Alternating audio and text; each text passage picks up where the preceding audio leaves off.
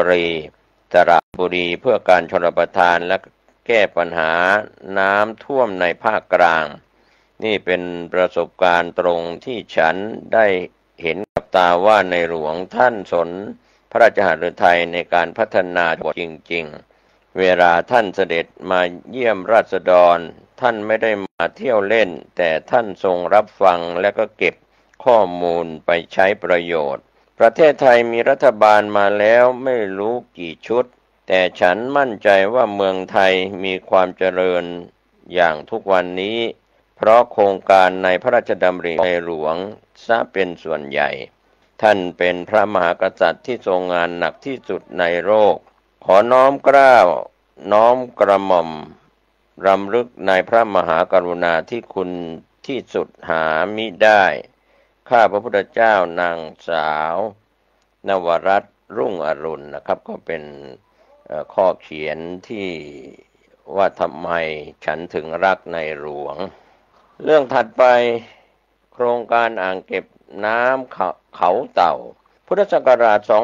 2505 พระบาทสมเด็จพระปรมินทรมหาภูมิพลอดุลยเดชเสด็จพระราชดำเนินไปยังหมู่บ้านเขาเต่าหมู่บ้านชายทะเลในอำเภอหัวหินที่มีชาวบ้านส่วนใหญ่ประกอบอาชีพชาวประมงอาศัยอยู่อย่างหนาแน่นและก็เป็นหมู่บ้านสำคัญในความทรงจำของพระองค์เพราะว่าหมู่บ้านแห่งนี้คือสถานที่แรกที่พระองค์ทรงริเริ่มโครงการพระราชดำริเกี่ยวกับการจัดการน้ำและก็ดินซึ่งเป็นต้นแบบของโครงการอีกจำนวนมากต่อไป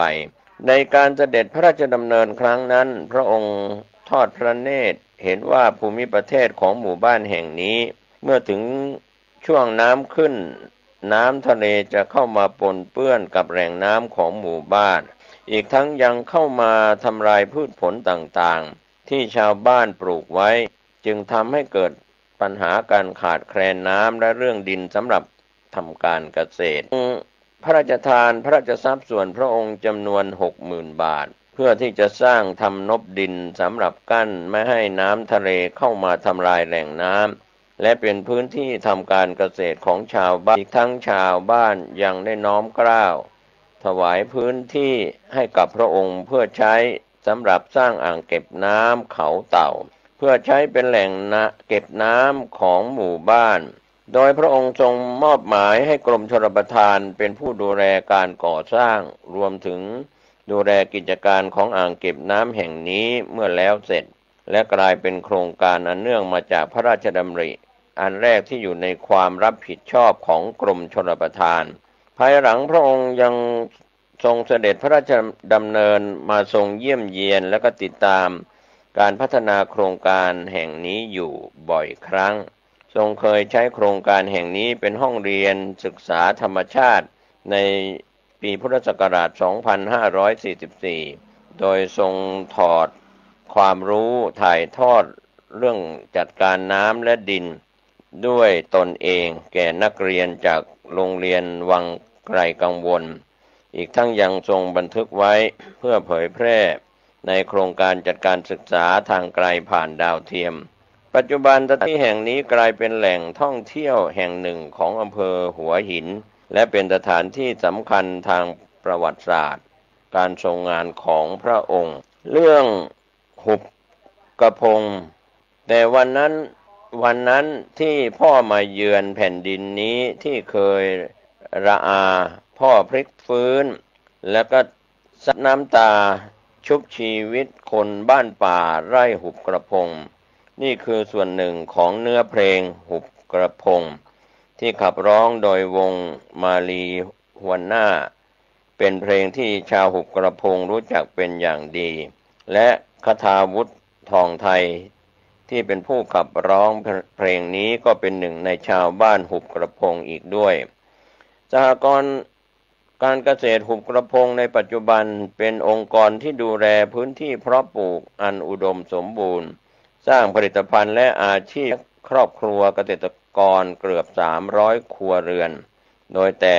ละเดือนสามารถทำรายได้เกือบ 20,000 บาทต่อครัวเรือนจากที่แต่เดิมประชาชนเหล่านี้ใช้ชีวิตแล้นแค้น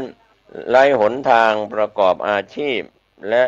หุ หุบกระพงในอดีตนั้นเป็นเพียงผืนดินแห้งแล้งทิ้งร้างพืชพันธุ์ไม่สามารถเติบโตได้ย้อนมาในปีพุทธศักราช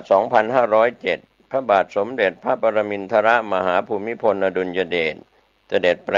พระราชฐานไปยังพระราชวังไกลกังวลอำเภอหัวหินจังหวัดประจวบคีรีขันธ์เมื่อทรงเยี่ยมเยียนราษฎรก็พบว่าชาวบ้านที่อำเภอชะอำหลายหลังคาเรือนประสบปัญหาขาดแคลนพื้นที่ประกอบอาชีพเกษตรกรมีหนี้สินเพราะผลผลิตที่ได้ไม่มากพอจะทำกำไร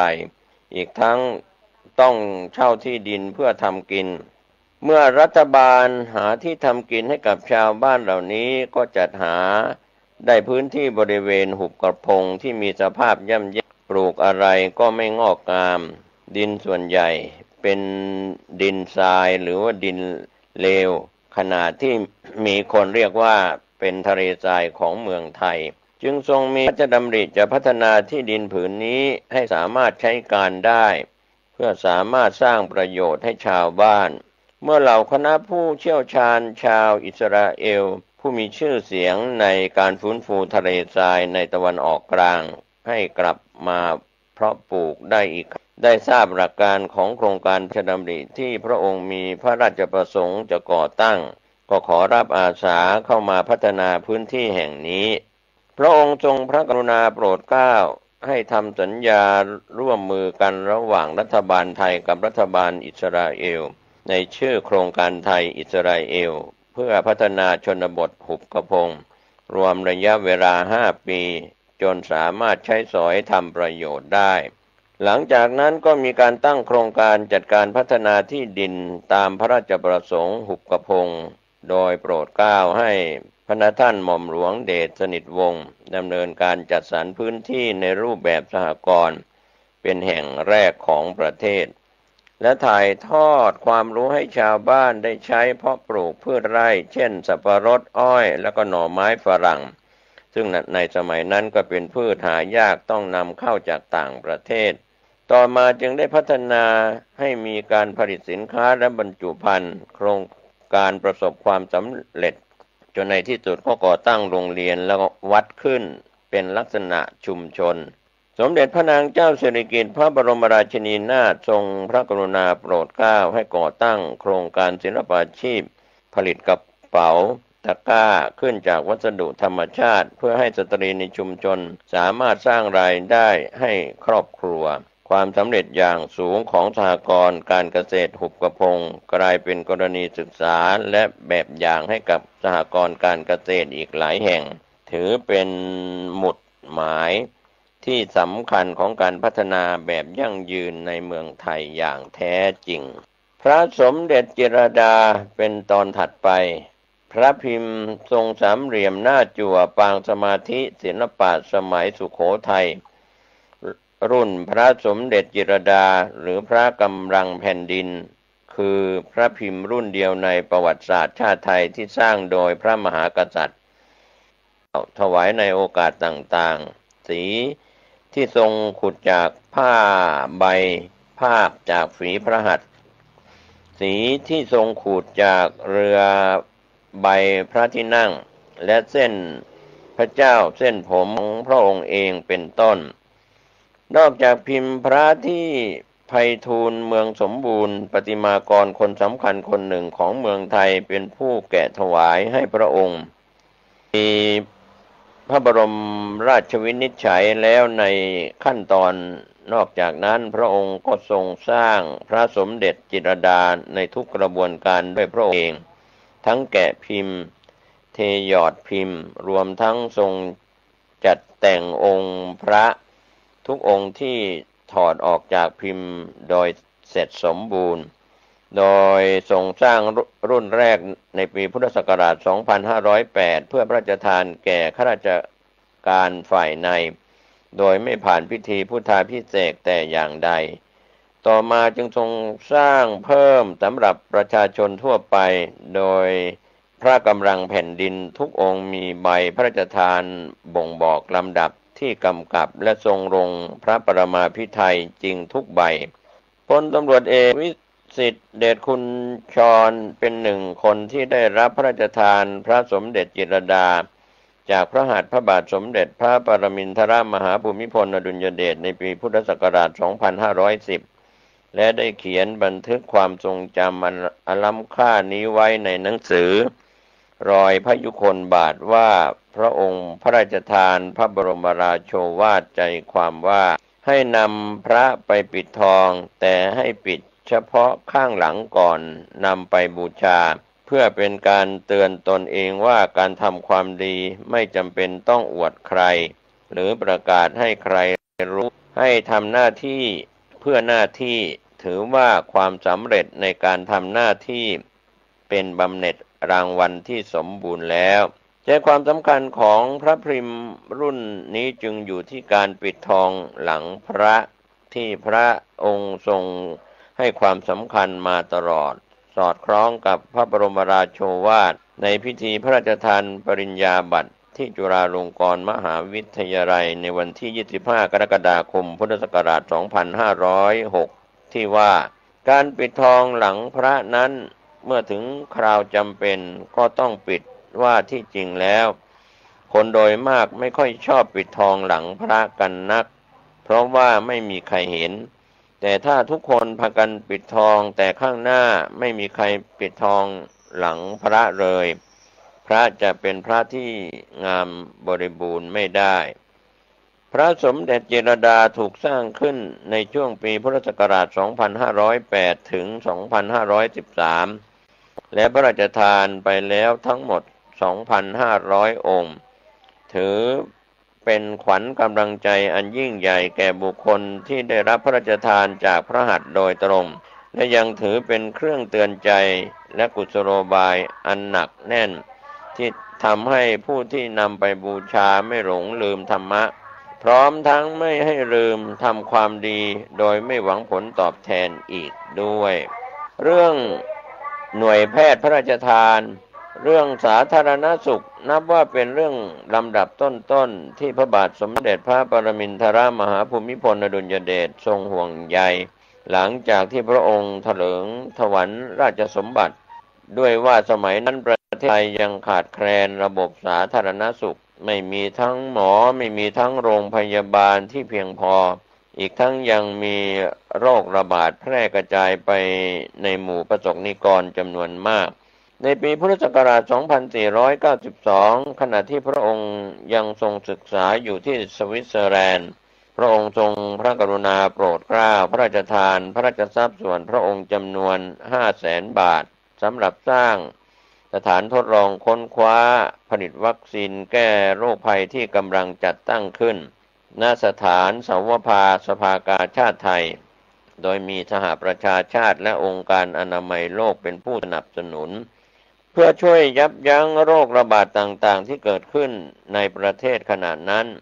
อาคารแห่งนี้พระองค์พระราชทานชื่อว่าอาคารมหิดลวงศานุสรณ์โดยปัจจุบันเปิดเป็นหอจดหมายเหตุของสภากาชาติไทยนี่คือจุดเริ่มต้นของงานด้านสาธารณสุขของพระองค์ซึ่งนับว่าเป็นการเจริญรอยตามงานของสมเด็จพระบรมอัยกาธิราชร.5 สมเด็จพระศรีสวรินทิราบรมราชเทวีพระพันวษาอัยกาเจ้าย่าพระบรมราชชนกผู้ทรงเป็นแพทย์และพระราชชนนีผู้สำเร็จวิชาพยาบาลต่อมาในปีพุทธศักราช 2510 หลังจากที่พระองค์ทรงเริ่มต้นเสด็จพระราชดำเนินไปเยี่ยมเยียนความเป็นอยู่ของพระสงฆ์นิกรตามสถานที่ต่างๆทั่วประเทศพระองค์ทรงพบว่าราษฎรจำนวนมากโดยเฉพาะพื้นที่ห่างไกลมีหน่วยแพทย์ของราชการยังเข้าไปไม่ถึงส่วนใหญ่ยังคงเป็นโรคและก็ขาดการดูแลรักษาในด้านสุขภาพอนามัยด้วยเหตุดังนี้พระองค์จึงทรงมีพระราชดำรัสให้จัดตั้งหน่วยแพทย์พระราชทานขึ้นระยะเริ่มแรกของพระองค์ทรงพระกรุณาโปรดเกล้าให้แพทย์ประจำพระองค์ออกตรวจและก็รักษาประสบนิกรโดยไม่คิดค่าใช้จ่ายใดๆ ขณะที่พระองค์เสด็จพระราชดำเนินไปตามพื้นที่ชุมชนต่างๆซึ่งเป็นพระจริยวัตรของสมเด็จพระศรีสวรินทราบรมราชเทวีพระพันวัษสาอัยยิกาเจ้ามาก่อนหลังจากนั้นพระองค์จึงขอความช่วยเหลือและความร่วมมือจากแพทย์เฉพาะด้านของโรงพยาบาลและหน่วยงานต่างๆให้ส่งแพทย์อาสาเข้ามาปฏิบัติหน้าที่ช่วยเหลือประสบนิกรมากขึ้นนอกจากนั้นต่อมาพระองค์ยังทรงเล็งเห็นว่าโรคภัยสามารถรักษาและป้องกันได้ตั้งแต่ต้นจึงได้มีพระราชดำริให้เกิดโครงการหมอหมู่บ้านขึ้นมาโดยเป็นการให้ผู้คนในหมู่บ้านที่สนใจด้านสาธารณสุขและการพยาบาลได้เข้ามาอบรมมีความรู้ความเข้าใจและสามารถป้องกันรักษาหรือปฐมพยาบาลเบื้องต้นที่จะช่วยลดอันตรายแก่ผู้ป่วยขณะรอแพทย์เดินทางเข้ามาหรือขนส่งไปยังโรงพยาบาลต่อไปได้นับเป็นโครงการที่ทำให้ชาวบ้านได้ช่วยเหลือพึ่งพาตนเองและยังประกอบสร้างสุขภาวะที่ดีในหมู่บ้านเพื่อป้องกันโรคภัยต่างๆในระยะยาวปัจจุบันแม้ระบบสาธารณสุขจะดีขึ้นมากโรคภัยร้ายแรงต่างๆก็บรรเทาลงไปแต่ในหลายพื้นที่ชาวบ้านก็ยังคงต้องการความช่วยเหลือจากแพทย์แนวคิดการอาสาไปช่วยรักษาประชาชนตามพื้นที่ห่างไกล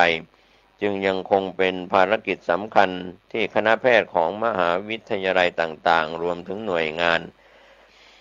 สถานพยาบาลทั่วประเทศยึดเป็นสำคัญและมักจะพานักศึกษาแพทย์และแพทย์ออกไปบรรเทาทุกข์ในพื้นที่ต่างๆเป็นการดำเนินงานตามแนวพระราชดำรัสที่พระองค์ทรงพระราชทานให้แก่คณะแพทย์อาสา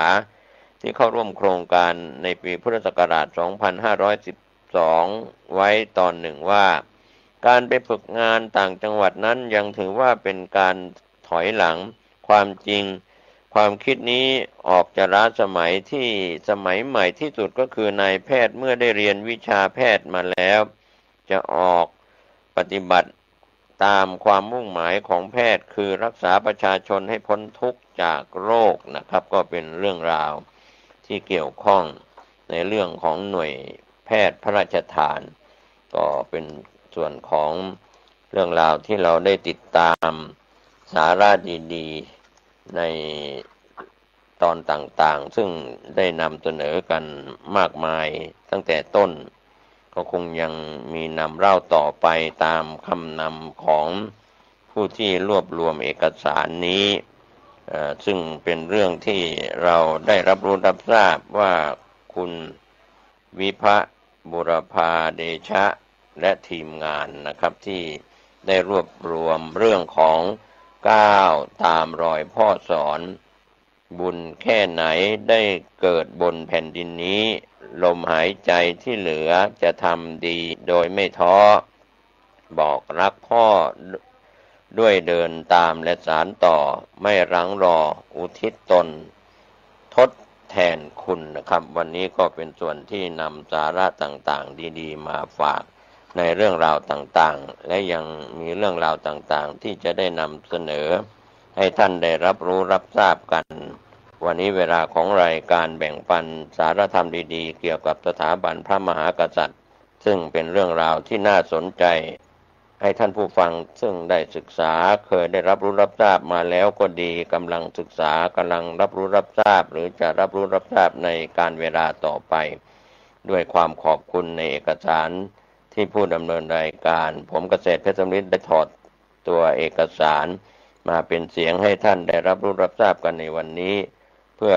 เคารพเทิดทูนสถาบันพระมหากษัตริย์ก็ถือว่าสถาบันหลักของชาติแผ่นดินไทยก็มีสถาบันชาติสถาบันศาสนาและสถาบันพระมหากษัตริย์สามหลักใหญ่นี้เป็นส่วนที่ประสบนิกรชาวไทยและคนไทยเรายังเทิดทูนบูชาตราบนานเท่านานด้วยความสุขทุกรูปทุกนามสวัสดีครับสวัสดีครับท่านผู้ฟังที่เคารพการนำสาระบทสวดอุปาทสันติชาวล้านนาเรียกว่ามหาสันติงหลวงก็นำเสนอเป็นการแปลบาลีและค ความหมายให้ท่านได้รับฟังกันต่อเนื่องมาจนถึงคาถาที่218ซึ่งจะจบสิ้นในคาถาท้ายที่มีอยู่ที่เป็นการเรียบเรียงนะครับในคาถาสุดท้ายที่มีอยู่นะครับท่านผู้ฟัง271คาถาในอุปาทสันติคาถานี้ก็นำเสนอต่อท่านให้ท่านได้รับรู้รับทราบกันคาถาที่218ปัทถพยาโปจะเตโชจะวายโยเทวามหิทธิกาอุปจาเรนะนิพพัตตาสทาโสถิงกรณตุโนเทวดาชื่อปฐวีอาโปเตโชและวายโยท่านกำลังรับฟังสถานีวิทยุสาธารณะจังหวัดเชียงใหม่คลื่นพัฒนาคุณภาพชีวิต FM 92.25 เมกะเฮิรตซ์บริหารและจัดการโดยวัดป่าแดงมหาวิหารทรงกระจายเสียงจากเลขที่71หมู่ที่14บ้านใหม่หลังมอตำบลสุเทพเมืองจังหวัดเชียงใหม่รหัสไปรษณีย์50200หมายเลขโทรศัพท์0818815690 0520000636-7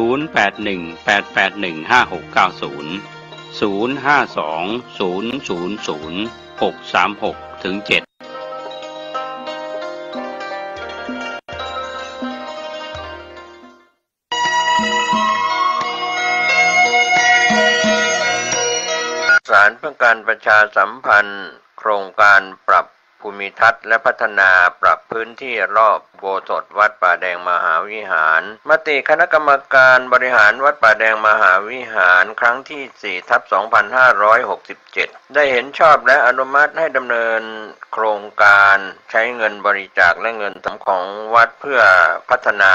ปรับพื้นที่ของวัดป่าแดงมหาวิหารจึงขอเชิญชวนผู้มีจิตศรัทธาร่วมพัฒนา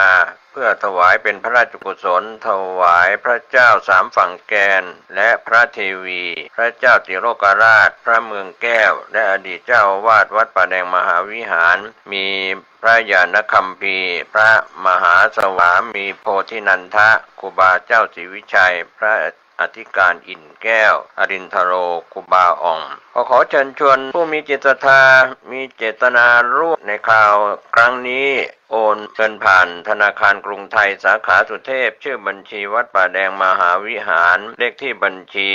521064750สอบถามรายละเอียดเพื่อร่วมทำบุญได้ที่0818815690ก็เป็นโครงการปรับภูมิทัศน์และพัฒนาปรับพื้นที่รอบอุโบสถวัดป่าแดงมหาวิหารตำบลสุเทพอำเภอเมืองเชียงใหม่จังหวัดเชียงใหม่โครงการนี้เริ่มดำเนินการท่านที่จะร่วมบุญร่วมกุศลร่วมอนุโมทนาได้บุญได้กุศลได้ความดีโดยทั่วหน้ากัน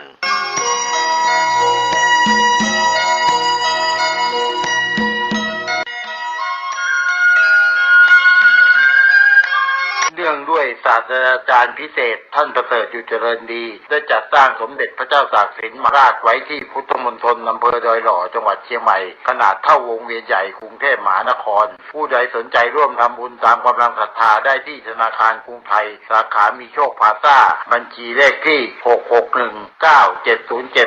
66197077475ขอให้ผลบุญตามส่งให้บรรลุมรรคผลนิพพานในเวลาอันควรและหากยังไม่ถึงนิพพานเพียงใดขอคำว่าไม่มีอย่าได้บังเกิดขึ้นสาธุสาธุสาธุ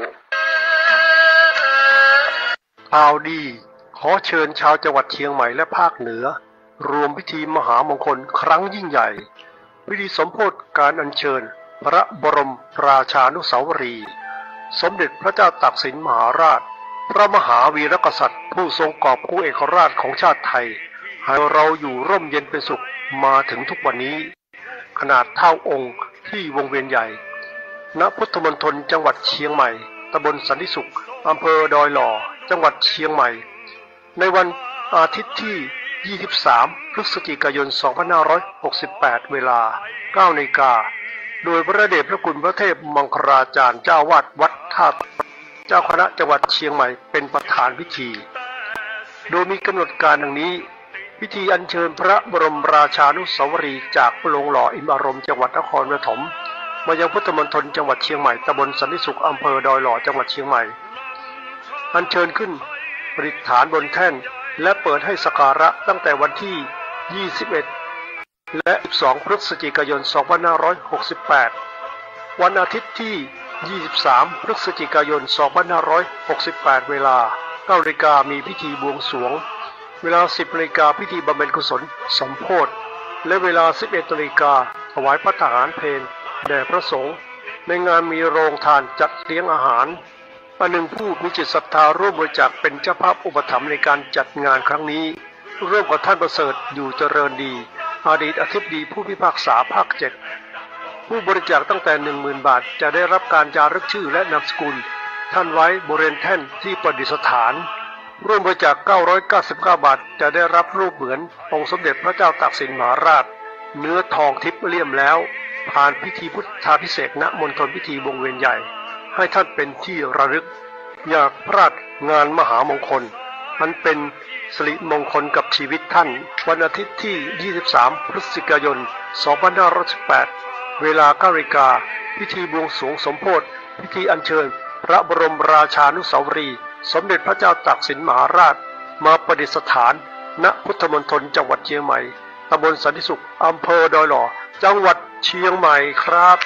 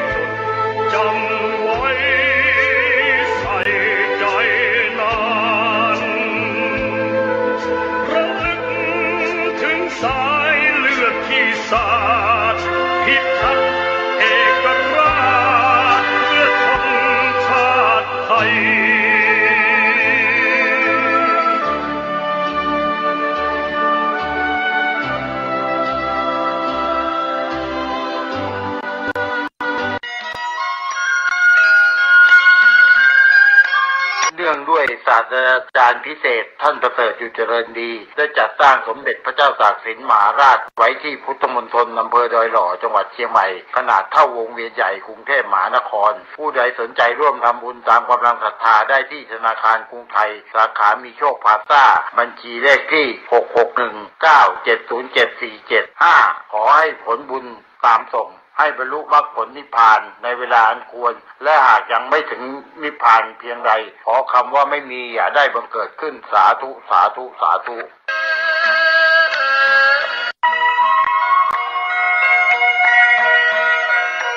ขอเชิญพี่น้องชาวพุทธร่วมเป็นเจ้าภาพสร้างห้องสุขาห้องอาบน้ำเพื่ออำนวยความสะดวกแก่คณะศรัทธาสาธุชนที่จะเข้าปฏิบัติธรรมกรรมฐานณวัดบ้านเราพระเจ้าตาเขียวพื้นที่126ตารางเมตรจำนวน23ห้องประกอบด้วยห้องน้ำหญิงห้องอาบน้ำ4ห้องสำหรับผู้พิการ1ห้องน้ำชายแบ่งเป็นห้องสุขา5ห้องโถปัสสาวะ3โถห้องอาบน้ำ4ห้องและห้องสำหรับผู้พิการอีก1ห้องท่านผู้ใจบุญใจกุศลร่วมสร้างห้องน้ำห้องขาตารางเมตรละ 10,000 บาทหรือตามกำลังเจตนาศรัทธาติดต่อร่วมทำบุญได้ที่ธนาคารกรุงไทยสาขาป่าซางเลขที่บัญชี79800274865ชื่อบัญชีวัดบ้านเราหรือสอบถาม รายละเอียดเพิ่มเติมได้ที่พระครูภาวนาโสภิตผู้ช่วยศาสตราจารย์ด็อกเตอร์เจ้าวาดวัดเหล่าพระเจ้าตากเขียวตำบลบ้านเรือนอำเภอป่าซางจังหวัดลำพูนโทรศัพท์0969525159ได้ทุกวันขออนุโมทนากับเจ้าภาพทางไกลและที่ร่วมทำบุญทั้งภาคปกติและออนไลน์ได้บุญได้กุศลได้ร่วมอนุโมทนาโดยทั่วหน้ากันสวัสดีครับท่านผู้ฟังที่เคารพวันนี้ผมเกษตรเพชรสำริด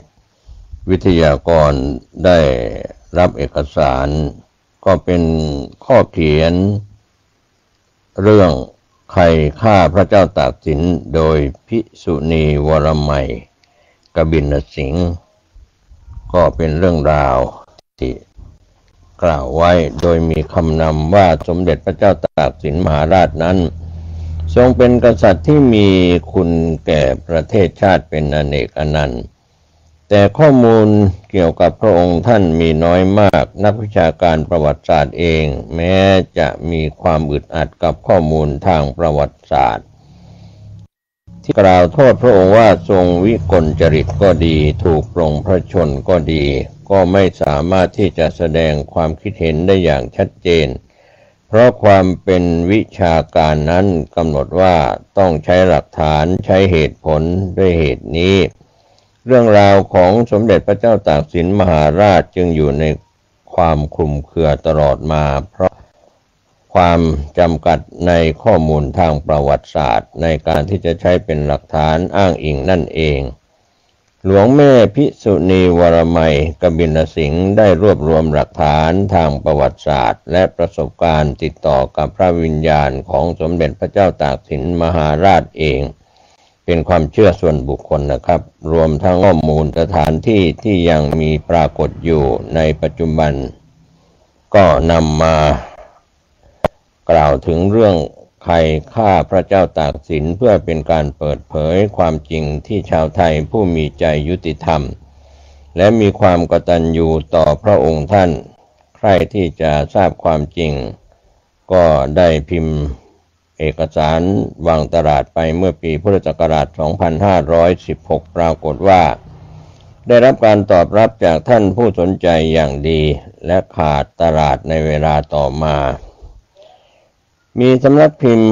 2 ราวโดยคุณอโนไทยเขตบรรพต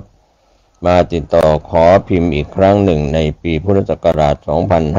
2535 จากนั้นก็ขาดการติดต่อไปครั้งล่าสุดคุณฉลามเขียวได้เขียนลงในคอลัมน์ชายคาหน้า1ขออภัยชายคาหน้า3ในหนังสือพิมพ์ไทยรัฐวันที่ 4 พฤศจิกายน 2539 ทำให้มีผู้ติดตามหาหนังสือกันเป็นจำนวนมากหลายท่านลงทุนติดตามไปถึงที่วัดทรงธรรมกัลยาณีจังหวัดนครปฐมข้าพเจ้าเห็นเป็นโอกาสที่จะนำงานของหลวงแม่ภิกษุณีวรมัยกบินสิงห์ออกเผยแพร่สู่สายตาของสาธารณชนอีกครั้งหนึ่งหลวงแม่ภิกษุณีวรมัยกบินสิงห์ได้ใช้คำนำหน้าชื่อว่าแม่สังคณีเพราะเป็นคำที่พระวิญญาณของสมเด็จพระเจ้าตากสินทรงเรียกท่านเช่นนั้นท่านได้ไปรับการบรรพชาอุปสมบทเป็นภิกษุณีจากไต้หวันในปีพุทธศักราช 2514 ขณะนี้อายุ 89 พรรษาเมื่อท่านทราบข่าวว่ามีผู้สนใจงานชิ้นนี้ท่านก็ขออนุโมทนาและส่งความปรารถนาดีมายังคุณฉลามเขียวเป็นพิเศษที่มีกุศลจิตในการช่วยเผยแพร่พระกิตติคุณของสมเด็จพระเจ้าตากสินมหาราชหนึ่งในการพิมพ์ครั้งที่ 3 ในปีพุทธศักราช 2540 ก็มี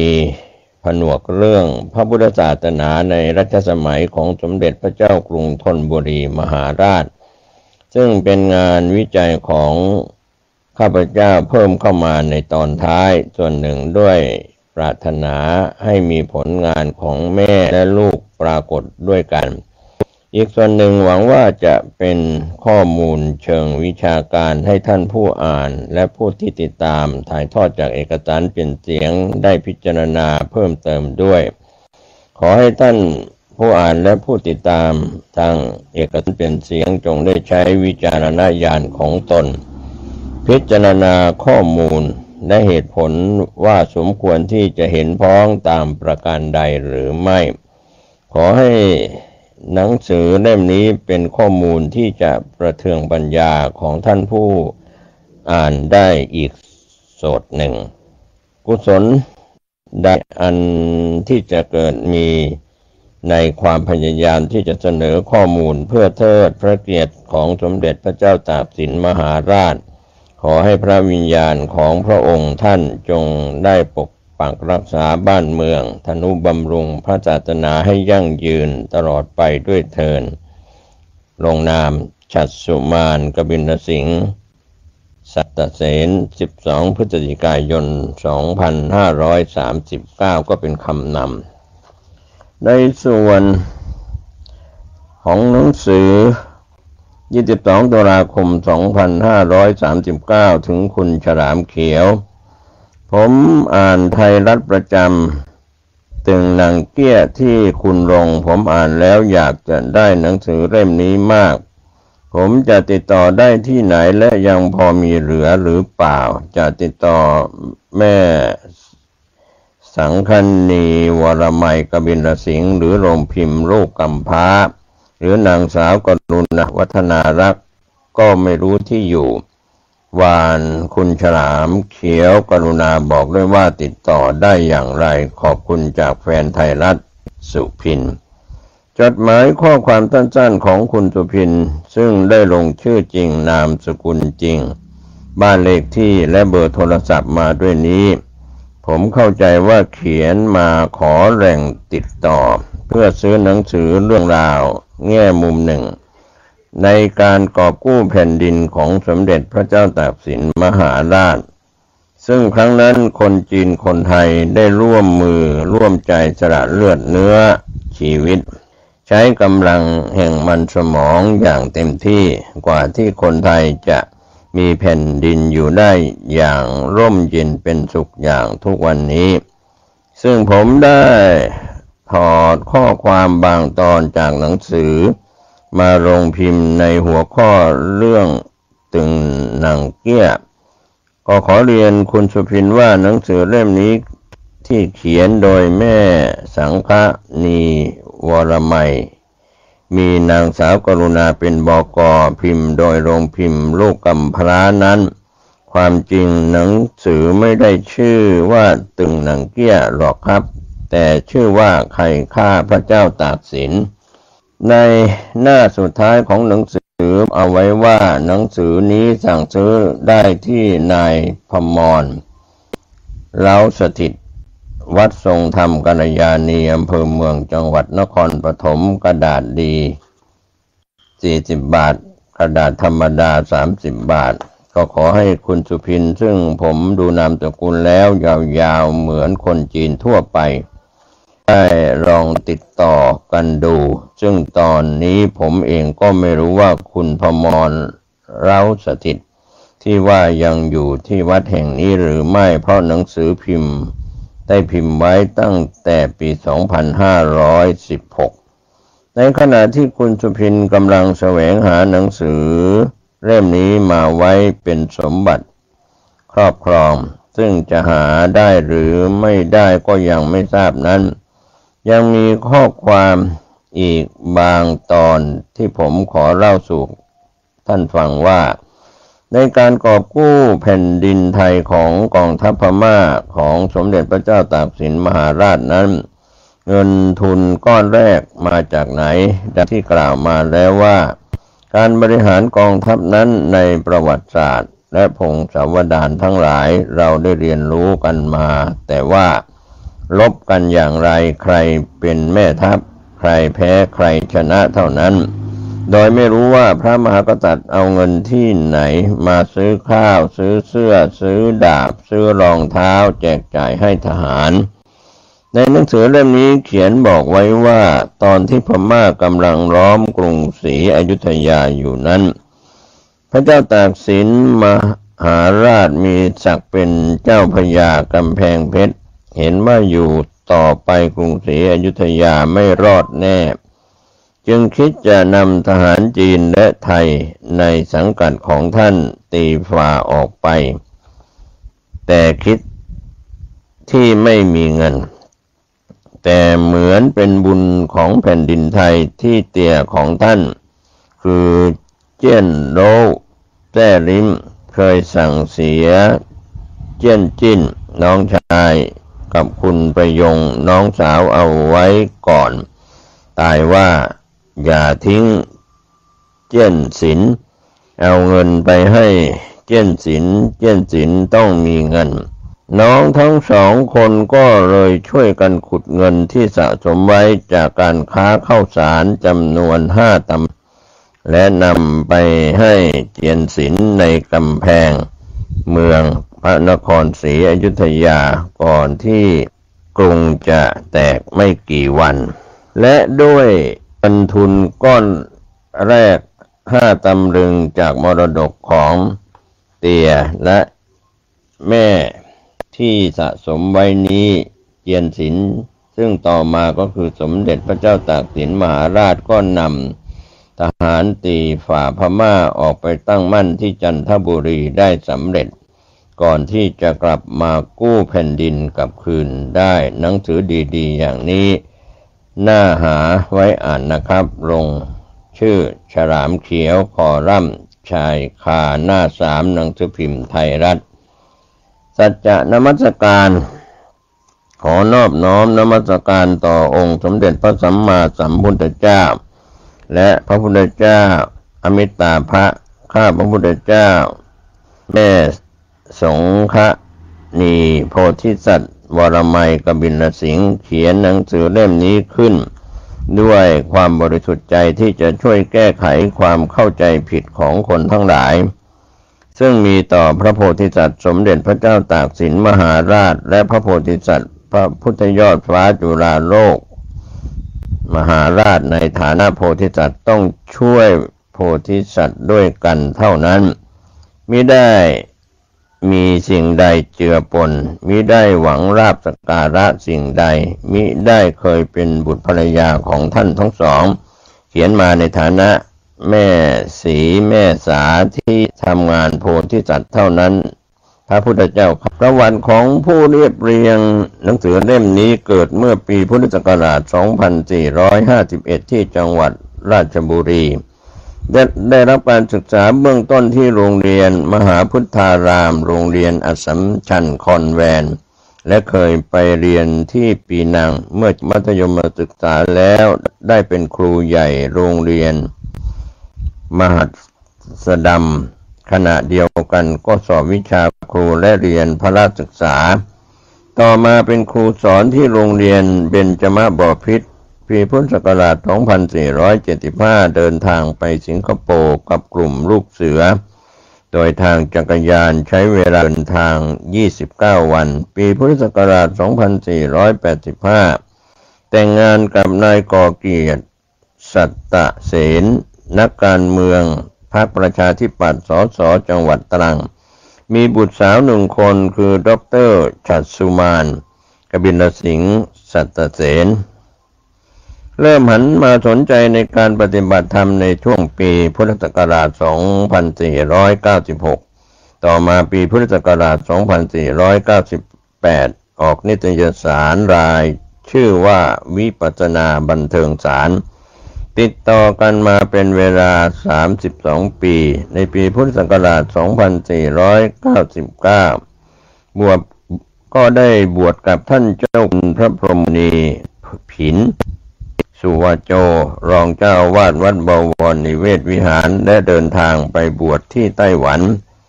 ในเรื่องการทำนุบำรุง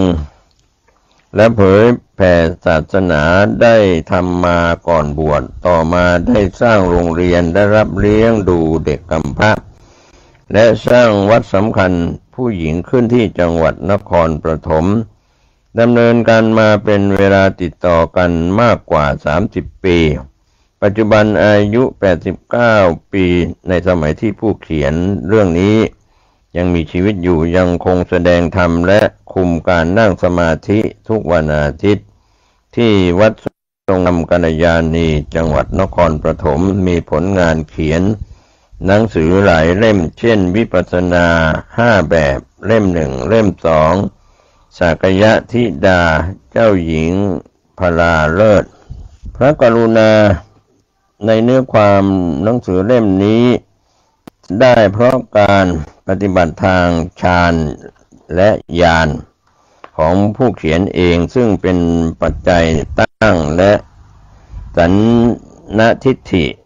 โกสันทิฏฐิโกโดยเฉพาะเมื่อเห็นแล้วก็เกิดความสงสัยจึงได้ทูลถาม 1. สมเด็จพระนเรศวรมหาราชนาคพญามัจจุราชตรัสเล่าว่าสมเด็จพระเจ้าตากสินมหาราชไม่ได้ทรงเสียพระสติไม่ได้ทรงถูกประหารสละราชสมบัติเรื่องเงินและการเมืองเมื่อสวรรคตเสด็จโดยถอดพระจิตทิ้งพระร่างอดีตชาติของสมเด็จพระเจ้าตากสินมหาราชก็คือท่านประวิตรผู้ซื่อสัตย์และยุติธรรมในแผ่นดิน 2. สมเด็จพระเจ้าตากสินมหาราชตรัสบอกพระนามเดิมของพระองค์พระบิดาพระมารดาและพระอนุชาทั้งสองพระคณิษฐาอีก3 องค์ตัดเล่าเรื่องการเงินและจีนคุงเสียมเรื่องทรงผนวดเรื่องคุณมั่นที่ยอมตายแทนพระองค์เรื่องพระน้องนางประยงและเรื่องคุณแป้น 3. คุณประยงได้บอกพระนามของพระเจ้าตาและพระเจ้ายายซึ่งเป็นพระชนกชลนีของพระราชมารดาและเรื่องการพาพระเชษฐาเสด็จเข้าไปขุนพนมพระวิญญาณของคุณประยงเป็นเทพธิดาบางวันมาบำเพ็ญบารมีที่พระประถมมาตามมหาประชาบดีศรีอุโบสถถาคารของเราข้าพระประวัติที่ตัดเล่าโดยสมเด็จพระเจ้ากรุงธนมหาราชนี้พระนามของพระองค์และพระราชบิดาตลอดลงมาถึงพระอนุชานั้นมีคำว่าเจียนนำหน้าทุกพระองค์เพราะต้นตระกูลของพระองค์นั้นมีความรู้ซึ้งทางอักษรศาสตร์สามารถจัดสรรถ้อยคำให้ไพเราะถูกต้องได้ทุกประเภททั้งทางร้อยแก้วและร้อยกลองเคยได้รับคำยกย่องในคราวแต่งหนังสือถวายพระเจ้าแผ่นดินซึ่งมีคำว่าเจียนนำหน้านามแต่จิ๋วคนรู้หนังสือน้อยแม้เป็นจีนก็จะออกเสียงว่าเตี่ยจิ๋วเป็นแต้จิ๋วเหมือนกันและเมื่อท่านเป็นเจ้าเขาก็เรียกว่าแต้จิ้วอ้วงนานๆเข้าคำว่าจิ๋วหายไปจึงเหลือเพียงแต้อ้วงทำให้คนทั้งหลายคิดว่าท่านเป็นคนแท้แต้มีหนังสือประกอบการเขียน1พระราชพงศาวดารฉบับพระราชหัตถเลขาเล่ม2ตอน1ตอน2จดหมายเหตุความทรงจำของกรมหลวงนรินทรเทวีและพระราชวิจารณ์ในพระบาทสมเด็จพระจุลจอมเกล้าเจ้าอยู่หัวและ3อนุสรณ์กฐินของกรมสวัสดิการทหารเรือเฉลยตอนสืบเชื้อสายของสมเด็จพระเจ้าตากสินมหาราชถึงหนังสือพระราชพงศาวดารทำให้คนอ่านแล้วเศร้าใจมากผู้เขียนในสมัยนั้นตั้งแต่เป็นเด็กนักเรียนจนเป็นครูสอนนักเรียนอ่านพงศาวดารตอนปลายสมัยของสมเด็จพระเจ้าตากสินมหาราชแล้วเศร้าใจทุกครั้งลองถามเพื่อนๆดูก็เหมือนกัน ในหนังสือพระราชพงศาวดารฉบับพระราชหัตถเลขาเล่ม2ตอน2หน้า187มีข้อความดังนี้เจ้าพญามหากษัตริย์ศึกจึงตรัสปรึกษาด้วยมุขมนตรีทั้งหลายว่าเมื่อพระเจ้าแผ่นดินเป็นอาสัตตอาธรรมดังนี้แล้วท่านทั้งปวงจะคิดอ่านประการใดมุขมนตรีทั้งหลายพร้อมกันกราบทูลว่าพระเจ้าแผ่นดินละสุจริตธรรมเสียเพราะการประพฤติการทุจริตชนี้ก็เห็นว่าเป็นเสี้ยนหนามหลักต่ออันใหญ่อยู่ในแผ่นดินจะละไว้มิได้ควรจะสำเร็จโทษเสียจึงรับสั่งให้มีกระทู้ถามเจ้าตากสินแผ่นดินผู้ทุจริตว่าตัวเป็นเจ้าแผ่นดินใช้เราไปทำการสงครามได้ความลำบากกินเหงื่อต่างน้ำเราก็อุตสาหะกระทำศึกมิได้อะไรแก่ชีวิตคิดแต่จะทนุบำรุงแผ่นดินให้สิ้นเสี้ยนหนามจะให้สมณพราหมณาจารย์และไพร่ฟ้าประชากรอยู่เย็นเป็นสุขสิ้นด้วยกันนั้นก็เหตุไฉนอยู่ภายหลังตัวจึงบุตรภรรยาเรามาจองจำทำโทษแล้วโบยตีพระภิกษุสงฆ์และลงโทษแก่ข้าราชการและอาณาประชาราษฎรเร่งรัดเอาทรัพย์สินโดยพลการด้วยหาความสัตย์มิได้กระทำให้แผ่นดินเดือดร้อนทุกเส้นหญ้าทั้งพระพุทธศาสนาก็เสื่อมทรุดเศร้าหมองดุจเมืองมิจฉาทิฏฐิความเห็นผิดชนี้โทษตัวจะมีประการใดจงให้การไปให้แจ้งและเจ้าตากสินก็รับผิดทั้งสิ้นทุกประการจึงมีรับสั่งให้เอาตัวไปประหารชีวิตสำเร็จโทษเสียเพชฌฆาตกับผู้คุมก็ลากเอาตัวขึ้นแคร่หามไปกับทั้งสังฆลิกพันธนาการเครื่องจองจำอันหนักเจ้าตากจึงว่าแก่ผู้คุมเพชฌฆาตว่าตัวเราก็สิ้นบุญจะถึงที่ตายอยู่แล้ว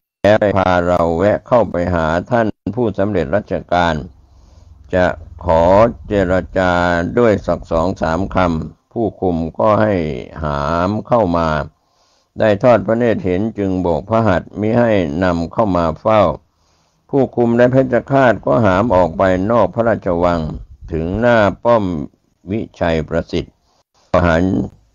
ชีวิตตัดศีรษะเสียถึงแก่พิราลัยอ่านแล้วก็เศร้าใจและสงสารในตอนนี้มองเห็นอนิจจังไม่เที่ยงทุกขังเป็นทุกข์อนัตตาไม่ใช่ตัวตนอย่างแจ่มแจ้งปรงตกได้แล้วก็รีบปิดหนังสือนั้นถอดถอนใจไปพลางก็อดคิดไม่ได้ว่าทำไมจึงเป็นอย่างนั้นครั้นพอเรียนทางสมถะวิปัสสนาได้เห็นและได้ทราบความเขียนอย่างนี้มาให้คุณพิจารณาดูเท่านั้นไม่ได้ขอร้องให้เชื่อดอกคุณเจ้าขาก็เป็นเรื่องราวคำนำและกล่าวถึงภายในเล่มนั้นก็จะมีเรื่องราวต่างๆมากมายในสารบัญบทที่ท่านพระโพธิสัตว์เย็นศีลบทที่1:6บทที่3เงินตรา5 ตำลึงระหว่างเวลาจราจรบทที่4จักศีลบทที่5จีนเจี้ยมนายสำเภาใหญ่บทที่6แผ่นดินสมเด็จพระเจ้ากรุงธนบุรีบทที่7พระบารมีปรากฏอภินิหาร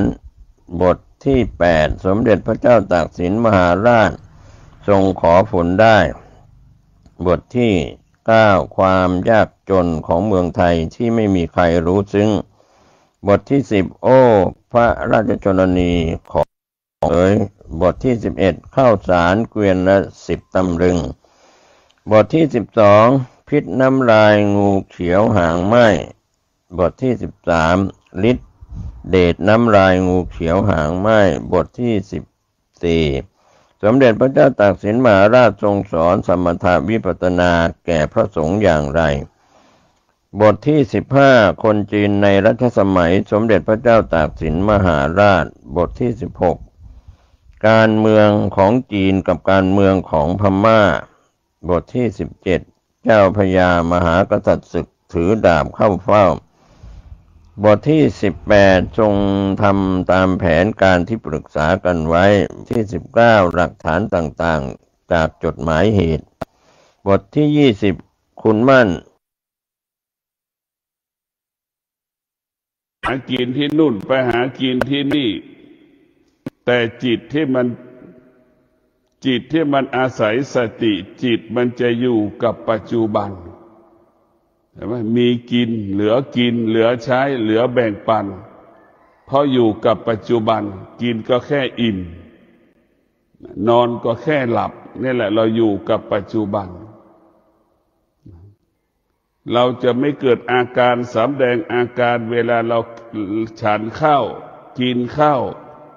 อร่อยก็ไม่ให้เกิดรู้ว่ากินให้มันอิ่มนี่แหละเรามีสติรู้กับในการกินมีสติรู้กับการอยู่แต่ละวันเช่นเรามีสติรู้เราจะเดินจากห้องกรรมฐานมาศาลาสวดมนต์เราก็มีสติรู้สึกตัวว่าเราจะไม่เหยียบมดเราก็มีสติรู้ระหว่างจะย่างขวาย่างเราก็จะไม่เหยียบมดซ้ายย่างเราก็จะไม่เหยียบมดจากกุฏิที่เราพักมาหาศาลาที่เราสวดมนต์นี่แหละมีสติอยู่กับปัจจุบันมันเป็นบุญมันเป็นกุศลมันสร้างความดีงามให้กับตนเองสร้างความเข้มแข็งสร้างพลังให้กับตนเองแล้วมีสติรู้อยู่กับปัจจุบันนอนก็ให้มันหลับเราจะไม่สนใจว่านอนแล้วที่นอนจะเป็นแบบไหนที่นอนมันจะเป็นแบบไหนอย่างใดเราไม่สนใจแค่เสื้อผ้าเรามีผ้าห่มมีหมอนให้หนุนหัวมีผ้าปูให้เรานอนมีผ้าห่มให้เราคลุมร่างกายแล้วก็จบมันจบได้แค่นี้เราอยู่กับปัจจุบันนอนให้มีสติตื่นให้มีสติดังที่กล่าวแล้วว่าอยู่กับปัจจุบันมีสติรู้อยู่กับปัจจุบันเช่นเรามีสติเราก็เอาสัจจะมาควบคุมอีกทีหนึ่งสติควบคุมสัจจะเรียกว่านอนด้วยธรรมกินด้วยธรรมตื่นด้วยธรรมทำงานด้วยธรรมเอาสติกับสัจจะไปควบคุมดังที่บอกแล้วว่าสติสัจจะเราจะตื่นตี 3:30อย่างเงี้ยตี 3:30เราจะตีละฆังเราก็ตื่นตี 3:30ทุกวันนี่แหละสติสัจจะตื่นด้วยธรรมเรียกว่าตื่นด้วยธรรมตี 3:48เราจะสวดมนต์แหละทำความดีด้วยกายก็คือเอาร่างกายของเรานี่แหละทำดีด้วยกายทำดีด้วยวาจาแล้วก็เอาปากของเรานี่สรรเสริญบทสวดเปล่งออกมาทำดีด้วยใจระลึกถึงคุณแห่งพระรัตนตรัยคิดระลึกถึงคุณแห่งพระธรรมตื่นเช้ามาจะทำดีด้วยกายทำดีด้วยวาจาทำดีด้วยใจนี่เรานั่งสมาธิเราทำดีด้วยใจของเรานั่งสมาธิทำดีด้วยกายระลึกนี่แหละเรามีสติสัจจะเราก็จะรู้ว่า7:30เราจะรับประทานอาหารนี่มีสติจะกินข้าวเราก็ต้องมีธรรมะกินด้วยสัจจะกินด้วยสตินี่แหละพวกเราทั้งหลายเราจะเข้าใจจะได้ดูถูกว่าสัจจะเนี่ยมันเรื่องไร้สาระสัจจะก็คือระเบียบสัจจะก็คือวินัยสัจจะก็คือการตรงต่อเวลาเป็นผู้ที่ตรงต่อเวลาซื่อสัตย์ต่อตนเองและบุคคลอื่นๆเดี๋ยวเราจะเป็นอย่างนี้ เรารับประทานอาหารเสร็จแล้วเราก็จะต้องบอกอีกว่า7:50เราจะสตาร์ทรถละจะออกจากบ้านไปทำงานอย่างนี้เราต้องมีสติเอาธรรมมากำกับบทธรรมก็คือสติกับสัจจะเราทำอย่างนี้คือเป็นการฝึกฝนจิตอยู่กับปัจจุบันให้รู้เรียกว่าเราจะอยู่ก็อยู่ด้วยธรรมเราจะนั่งก็มีสติรู้ว่าเราจะนั่งนี่แหละอยู่กับปัจจุบันให้เรารู้สึกตัวอยู่กับปัจจุบันเรายืนเราก็ให้มีสติรู้ว่าเรายืนแต่คำว่าผิดพลาดมันก็ไม่เกิดมันก็จะเกิดแต่คำว่าพลังทั้งสิ้นเนี่ยมันสะสมพลังขึ้นให้กับเราในการฝึกสติสัจจะเนี่ยมันก็เป็นการกำจัดนิวรณ์ในตัวมันเองในสติสัจจะได้เป็นการกำจัดนิวรณ์เราจะไม่ให้นิวรณ์นั้นเกิดขึ้นกับเราเราจะต้องใช้ปัญหาสติสัจจะในแก้นิวรณ์ให้มันหมดสิ้นไปจากกายจากจิตของเราพวกเราทั้งหลายเราจะใช้สติสัจจะในแก้ไขอุปาทานและเวทนาที่มันปรากฏแต่เราจะต้องแก้ไขต้องใช้สติสัจจะแล้วว่าตื่นด้วยธรรมตื่นแล้วเราก็ก่อนจะไปทำงานเราก็มีสติสัจจะก็ให้ระลึกถึงคุณแห่งพระรัตนตรัยคือและไหว้พระสวดมนต์นั่งสมาธิเรียกจิตเรียกจิตเรียกว่าเรียกจิตให้อยู่ในกายให้จิตอยู่กับกายการสวดมนต์เรียกจิตให้อยู่กับกายให้จิตนั้นมีสติให้จิตนั้นมีความอดทนให้จิตนั้นมีวิริยะภาคเพียรเวลารับรู้สึกมันจะได้มีพลังหยุดความรู้สึกนั้นได้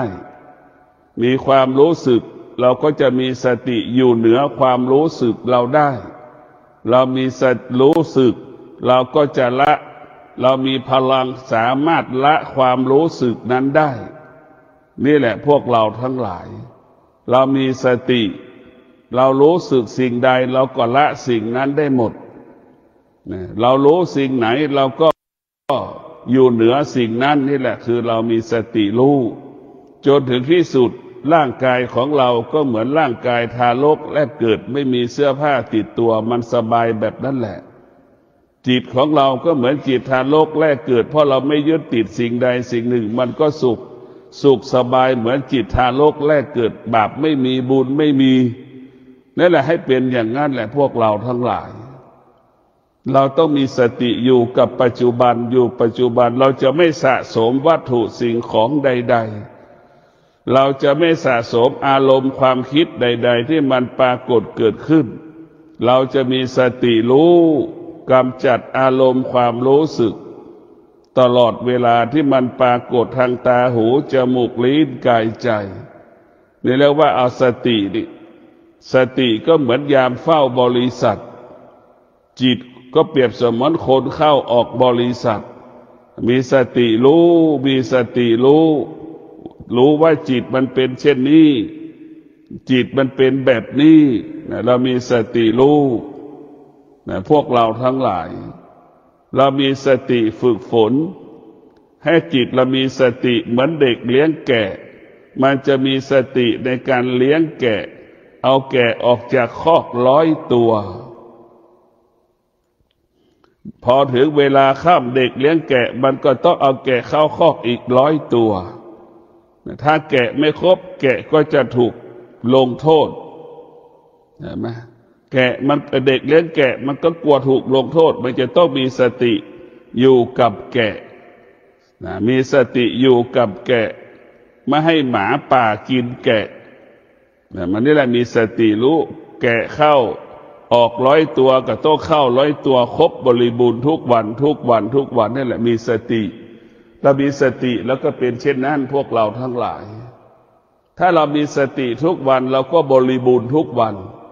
เรามีสติทุกวันเราก็สมบูรณ์ทุกวันเรามีสติทุกวันเราก็ปกติทุกวัน365 วันเนี่ยเรามีสติเราก็จะเป็น ผู้ปกติ365วันวันไหน365วันถ้าเราขาดสติวันนั้นก็จะผิดพลาดการผิดพลาดครั้งนั้นถ้าเราอ่อนแออีกมันจะทำให้เราผิดพลาดเป็นปีเป็นครึ่งปีอีกมันจึงทำให้เราลำบากนะพวกเราทั้งหลายมันจะทำให้ลำบากมากขึ้นเรื่อยๆบางคนทุกข์เป็น2 ปีทุกข์3 ปีเนี่ยแหละพวกเราแต่เราต้องมีสติระลึกถึงตลอดเวลามีสติรู้อยู่กับปัจจุบันให้มากที่สุดมีสติรู้อยู่กับปัจจุบันเนี่ยบิณฑบาตเราก็รู้สึกตัวว่าเราบิณฑบาตนะพวกเราทั้งหลายเราจะเปิดฝาบาตรเอาข้าวให้โยมจะเอาข้าวใส่บาตรเราก็รู้นี่ให้เรารู้สึกตัวเนี่ยเมื่อให้เรารู้สึกตัวตลอดเวลานี่เพื่อไม่ให้จิตส่งออกนอกกายถ้าจิตมันออกนอกกายแล้วมันยากเหมือนนกบินออกจากกรงนั่นแหละเราไปจับมันยากจับมันไม่ได้เมื่อนกบินออกจากกรงแล้วมันจะลำบากฉันใดจิตเราออกนอกกายหรือเมื่อไหร่แล้วมันจะเรียกจิตเข้าสู่ในกายนั้นมันยากเพราะฉะนั้นเราจะต้องเฝ้าดูแลจิตของเราให้จิตนั้นอยู่ในกายนั้นเป็นบ้านของจิตก็เปรียบเสมือนคนอาศัยอยู่ในบ้านให้เราเข้าใจเช่นนั้นจิตของเราเนี่ยเปรียบเสมือนคนอาศัยอยู่ในบ้านเราจะต้องให้กายของเราเป็นบ้านของจิตกายของเราต้องสะอาดประกอบไปด้วยศีลสมาธิปัญญาถ้ากายบ้านหลังนี้ประกอบไปด้วยศีลสมาธิปัญญาบ้านหลังนี้ก็สะอาดบริสุทธิ์กายของเราสะอาดบริสุทธิ์ด้วยศีลสมาธิปัญญาเมื่อบ้านสะอาดคนอยู่ในบ้านก็มีความสุขคนอยู่ในบ้านนอนก็เป็นสุขตื่นก็เป็นสุขเพราะบ้านนั้นสะอาดยังไม่พอบ้านนั้นมั่นคงปลอดภัยบ้านหลังไหนที่เจ้าของบ้านมีศีลมีสมาธิมีปัญญาแล้วนอนเป็นสุขตื่นเป็นสุขไม่มีใครมาทำลายได้ในพวกเราทั้งหลายบ้านหลังไหนที่มีเจ้าของบ้านประกอบไปด้วยศีลสมาธิปัญญาอยู่แล้วสุขกายสุขใจนอนแล้วสบายกายสบายใจในที่สุดมันก็อยู่ที่ธรรมะทั้งสิ้นคำว่าความสุขทั้งหลายก็คือตัวธรรมะนั่นแหละทำให้เกิดความสุขไม่ใช่สมบัติให้เรามีความสุขสมบัติทำให้เราเกิดความทุกข์สมบัติทำให้เรากังวลใจแต่เรามีธรรมะไม่ต้องกังวลใจสมบัติมีคนแย่งชิงไปได้แต่ธรรมะไม่มีใครแย่งชิงไปได้เพราะธรรมะมันอยู่ที่กายกับจิตส่วนสมบัติมันเป็นของนอกกายนอกจิตมันเป็นมีคนแย่งชิงขโมยวัตถุสิ่งของสมบัติอันล้ำค่าของเราไปได้แต่สิ่งที่มีล้ำค่ายิ่งกว่าสมบัติก็คือธรรมะนี่แหละพวกเราทั้งหลายสตินี่แหละเป็นสิ่งที่มีค่าที่สุดเราจะใส่ในร่างกายเราจะประกอบด้วยอัญมณีชั้นหนึ่งของโลกมันก็สู้เรามีสติไม่ได้มีค่าที่สุดบุคคลที่มีสติเป็นบุคคลที่มีค่าเหนือกว่าอัญมณีหรือเครื่องประดับชั้นหนึ่งของโลกในพวกเราทั้งหลายคนที่มีสติคือเป็นคนที่บริสุทธิ์คนที่มีอัญมณีแล้วขาดสติเป็นผู้ที่ไม่บริสุทธิ์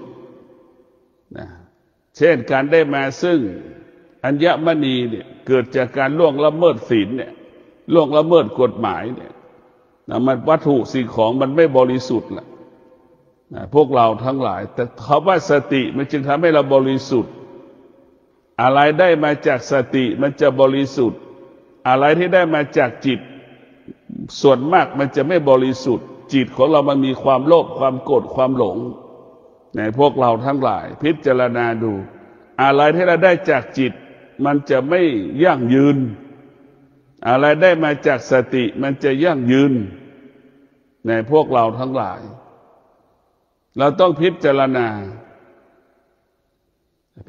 ณากายของเราการครอบครองกายได้เป็นสิ่งที่ประเสริฐที่สุดเราไม่ต้องไปครอบครองสิ่งอื่นๆกายของเราเนี่ยเป็นสิ่งที่มีค่าที่สุดกายของเราเป็นต้นกำเนิดเงินจะเอากี่ร้อยล้านก็อยู่ที่กายกับจิตเราจะสูญเสียเงินที่หามาได้กี่ร้อยล้านก็อยู่ที่กายกับจิตในพวกเราต้องพิจารณากายกับจิตเป็นสิ่งสำคัญที่สุดเราจะต้องแก้ไขกายกับจิตเราจะไม่ต้องไปสนใจเมื่อเรามีกายกับจิตเราก็มีลมหายใจอยู่และเราก็จะมีทรัพย์มีสมบัติอยู่เพราะฉะนั้นสิ่งที่เราควรดูแลก็คือดูแลกายของเราไม่ให้มันเจ็บให้มันป่วยถึงแม้มันเจ็บมันป่วยให้เป็นไปตามธรรมชาติ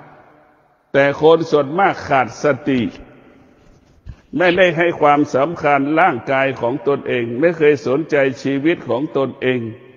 สนใจแต่งานสนใจแต่เงินแต่หารู้ว่างานกับเงินมันเกิดขึ้นที่ร่างกายของเราแต่เรากลับไปสนใจสิ่งข้างนอกกายก่อนว่าเงินอยู่ที่นู่นเงินอยู่ที่นี่แท้จริงเงินมันอยู่ในร่างกายของเราถ้าเราไม่มีร่างกายไปทำงานแล้วเงินจะมีที่ไหนล่ะเนี่ยเงินก็อยู่ในร่างกายของเราเงินไม่ได้อยู่บริษัทเงินไม่ได้อยู่สถานที่ใดๆทั้งสิ้นเงินมาอยู่ที่กายกับจิตเราเมื่อเรามีสติเราก็จะมีทรัพย์มีสมบัติหากเราขาดสติเราก็ไม่มีทรัพย์ไม่มีสมบัติหากเรามีสติเราก็สามารถหาทรัพย์หาสมบัติได้หากเราขาดสติเราก็ไม่สามารถหาทรัพย์หาสมบัติได้หากเรามีสติเราก็สามารถรักษาทรัพย์สมบัติได้หากเราขาดสติเราก็ไม่สามารถรักษาทรัพย์สมบัติได้ในพวกเราทั้งหลายธรรมะคนที่มีสติจึงรู้ว่าร่างกายของเราเนี่ยเป็นต้นกำเนิดเงินแสนเงินล้านอยู่ที่ร่างกายกับจิตเงินของเราไม่ได้อยู่ตรงโน้นไม่ได้อยู่ตรงนี้เราต้องรู้แล้วว่าร่างกายของเราจิตของเราเป็นต้นกำเนิดของการได้มาซึ่งทรัพย์สมบัติปัจจัยสี่เช่นเดียวกับพระพุทธเจ้าได้เป็นพุทธเจ้ากับเพราะกายกับจิตพระอรหันต์ทั้งหลายได้เป็นอรหันต์กับเพราะกายกับจิตนี่แหละมันเกิดอยู่ที่ตัวเราถ้าเราไม่มีกายไม่มีจิตก็ไม่มีธรรมในพวกเราทั้งหลายพ่อแม่ครูบาอาจารย์จึงบอกสอนให้เรารู้เกณฑ์ของธรรมะภาคปฏิบัติเกณฑ์ของธรรมะภาคปฏิบัติรู้กายรู้จิตเท่ากับรู้ธรรมเท่ากับเรารู้ธรรมแต่ไม่รู้กายไม่รู้จิตแต่ไม่เท่ากับไม่รู้ธรรมในพวกเราทั้งหลาย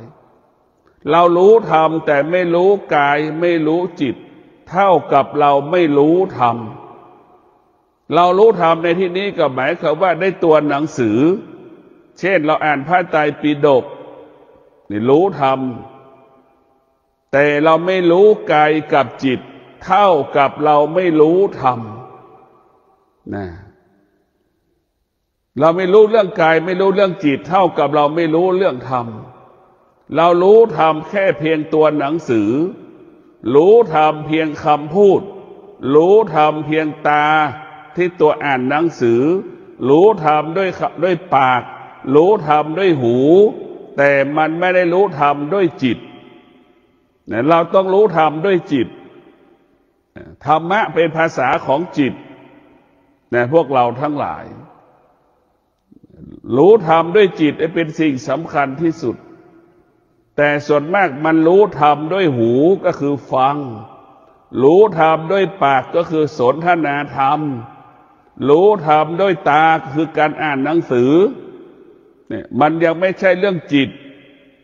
มันต้องเกิดจากจิตจิตของเราเนี่ยมันสำคัญที่สุด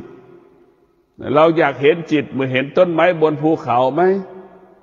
แล้วดูร้อนสักปันใดต้นไม้มันก็อยู่ได้ใช่ไหมแล้วดูฝนจะตกหนักสักปันใดต้นไม้บนภูเขามันก็อยู่ได้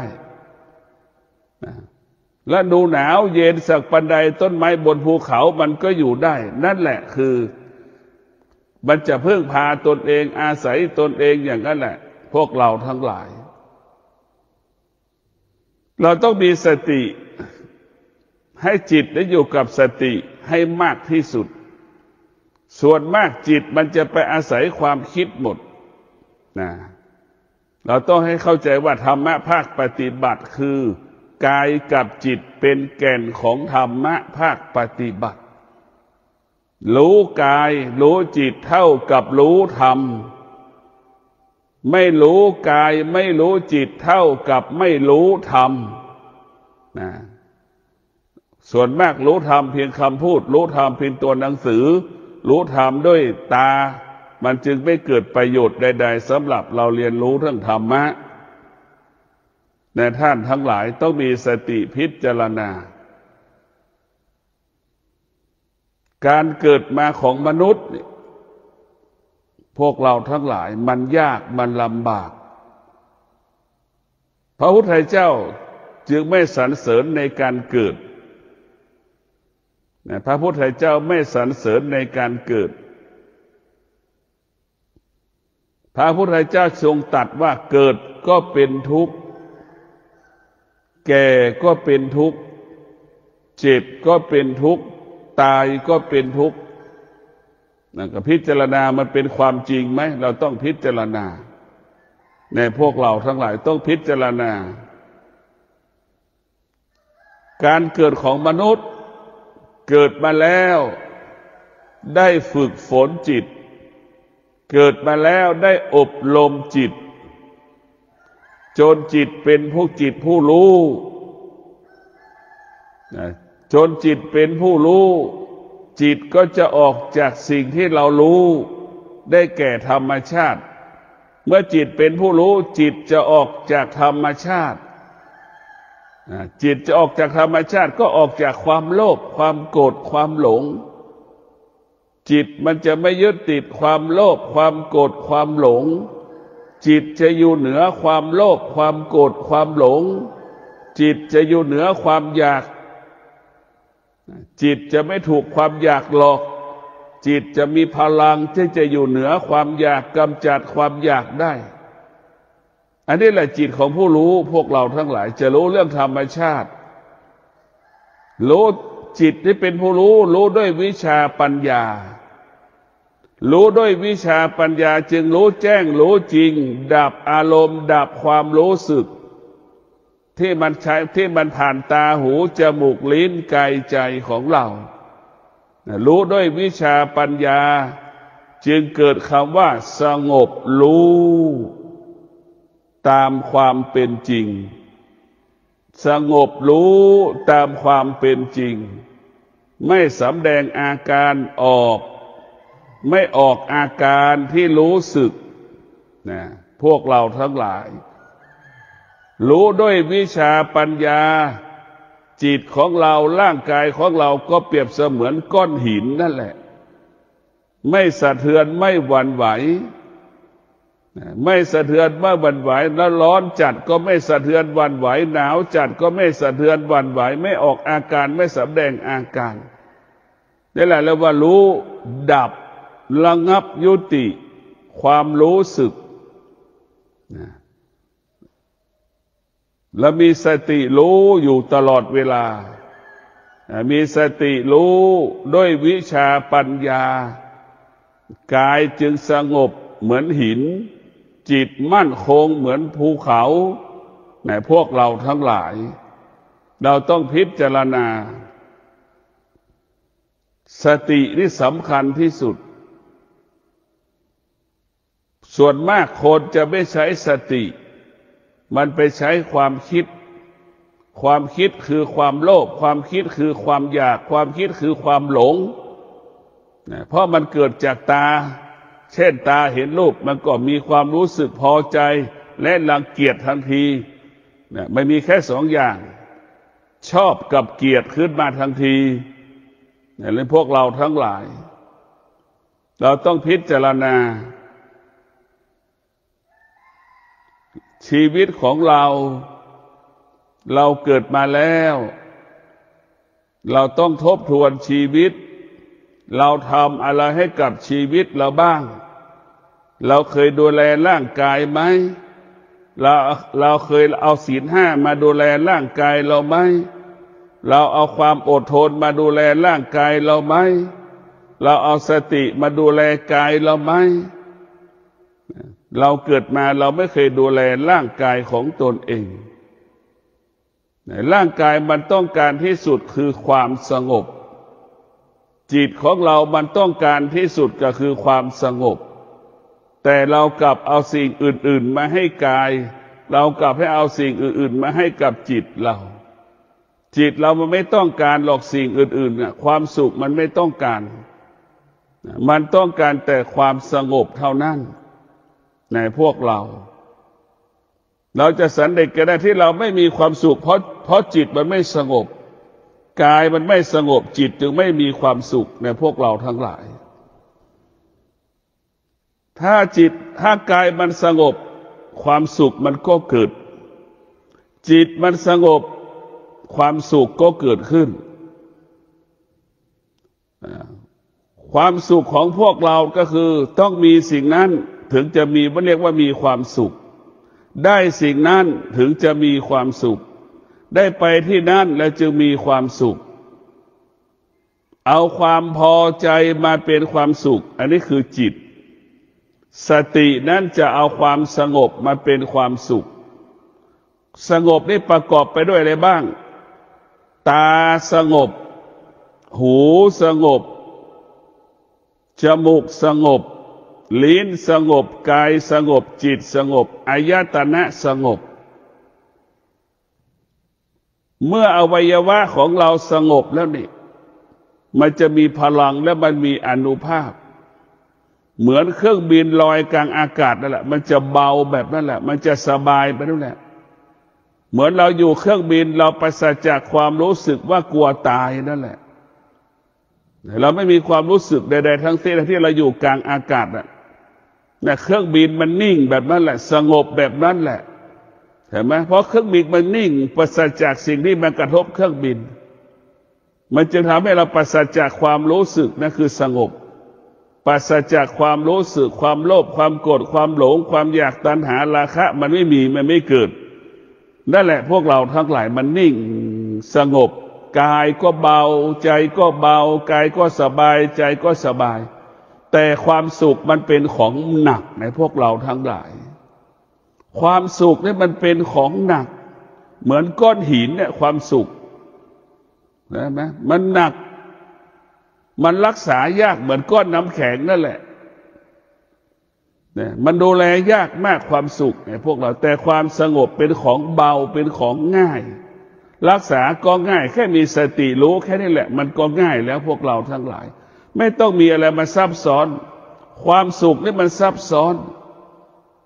แต่ความสงบไม่ซับซ้อนเนี่ยพวกเราต้องมีสติพิจารณาสิ่งที่เราต้องการและปรารถนาก็คือความสงบ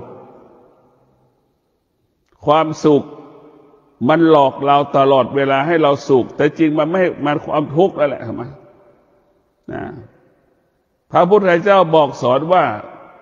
สุขเกิดที่ไหนทุกข์ก็เกิดขึ้นที่นั่นแหละทุกข์เกิดขึ้นที่ไหนสุขก็เกิดขึ้นที่นั่นแหละในพวกเราทั้งหลายจิตของเรามีความสำคัญฝึกฝนจิตให้จิตของเราเป็นจิตของผู้รู้เมื่อจิตของเราเป็นจิตผู้รู้แล้วมันจะอยู่เหนือสิ่งที่เรารู้ทั้งหมดหูมันรู้มันก็อยู่เหนือเสียงจมูกมันรู้ก็อยู่เหนือกลิ่นลิ้นมันรู้ก็อยู่เหนือรสชาติ ตามันรู้ในรูปมันก็อยู่เหนือรูปกายมันรู้ก็อยู่เหนือกายที่มันรู้ร้อนก็อยู่เหนือที่ว่ามันร้อนหนาวก็รู้ว่าอยู่เหนือที่ความหนาวเย็นที่มันปรากฏจิตรู้สึกก็อยู่เหนือความรู้สึกที่จิตรู้สึกเห็นไหมมันจะอยู่เหนือหมดนี่แหละคืออานุภาพของมันแต่พวกเราทั้งหลายเราเกิดมาเราไม่เคยฝึกจิตเลยนี่มันก็หมดไม่แตกต่างจากนกจากสัตว์มันฝึก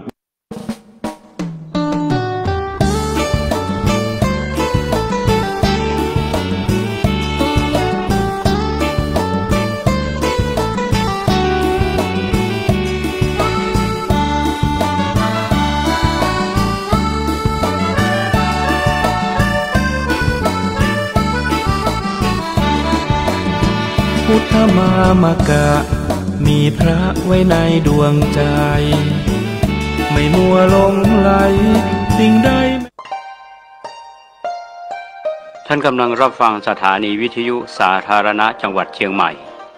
คลื่นพัฒนาคุณภาพชีวิต FM 92.25 เมกะเฮิรตซ์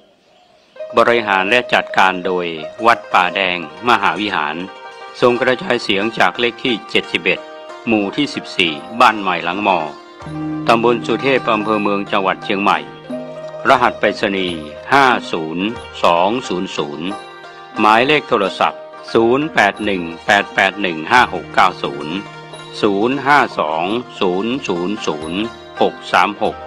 052000636-7